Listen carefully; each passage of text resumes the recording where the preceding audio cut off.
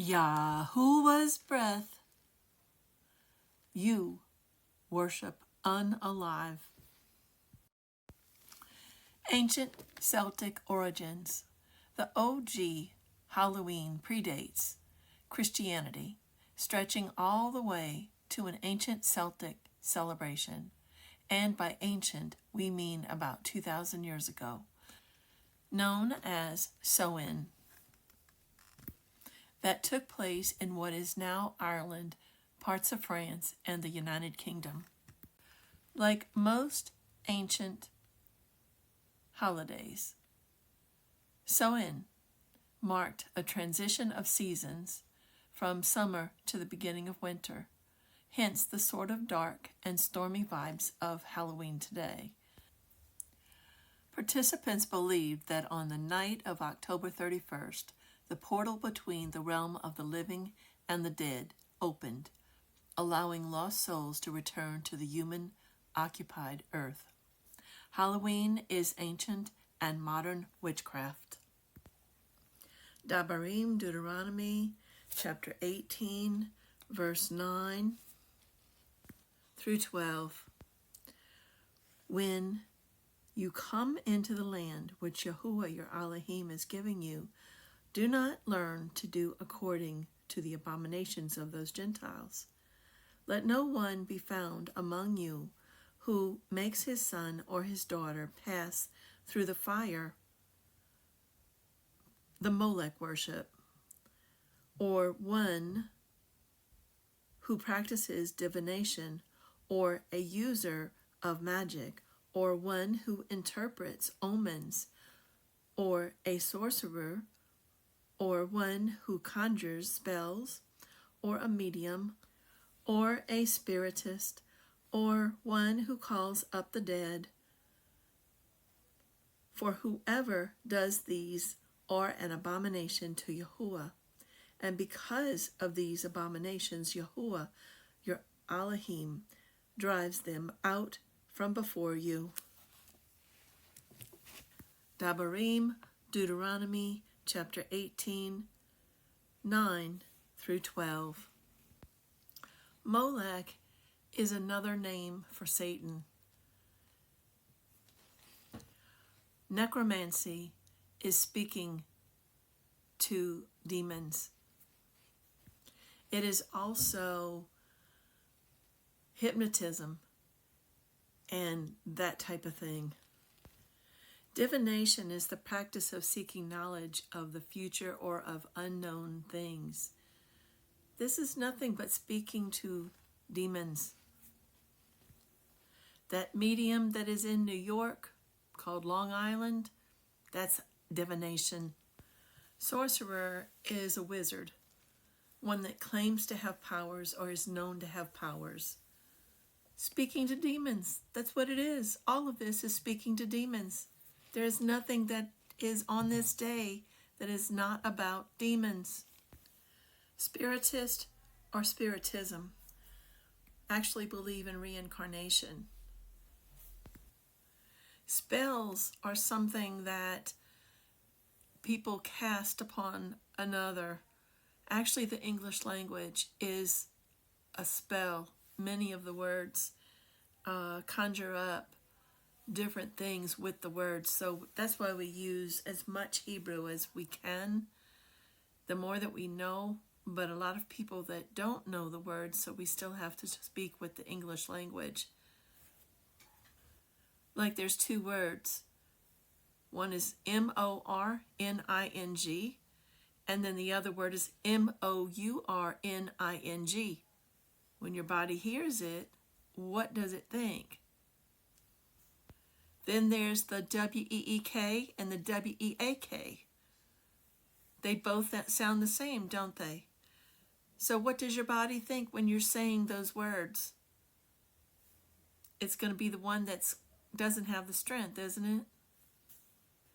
And then there's the words N-O and K-N-O-W. One of them is to tell somebody that you can't do it, and the other is knowledge. So What does your body think? You know, there's different ways that's done.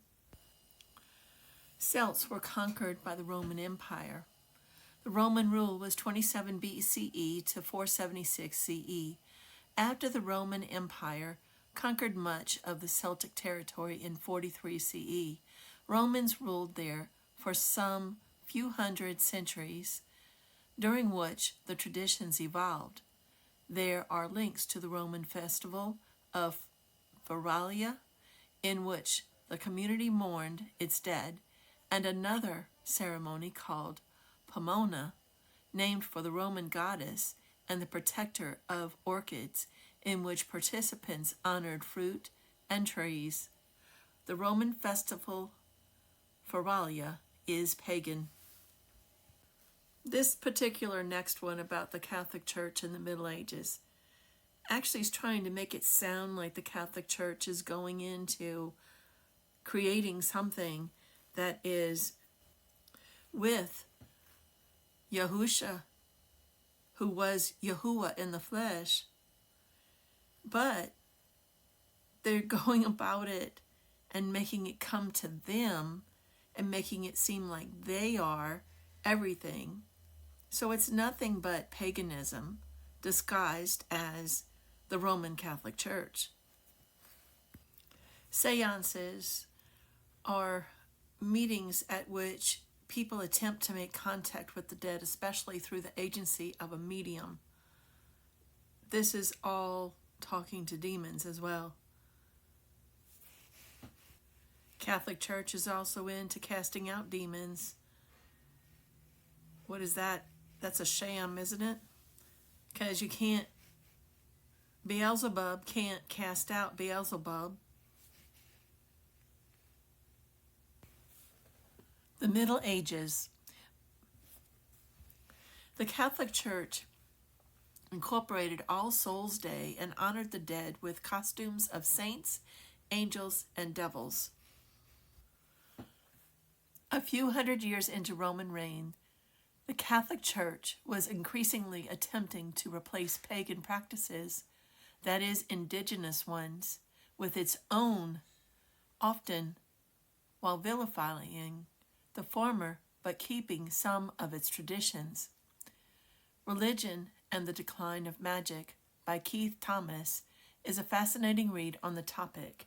For more Helloween history books we love, see further reading below. In the 8th century, when local people converted to Christianity, the Roman Catholic Church often incorporated modified versions of older religions, traditions in order to win converts. As Albany University puts it, as a result, many elements of Soen persisted, and according to History.com, the Church made November 2nd, All Souls' Day, a day to honor the dead and all saints known and unknown in an attempt to replace the Celtic holiday with a church-sanctioned version of it.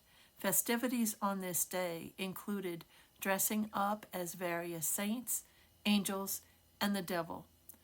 All Saints' Day was also known as All Hallows' Days, hence the later moniker of All Hallows' Eve.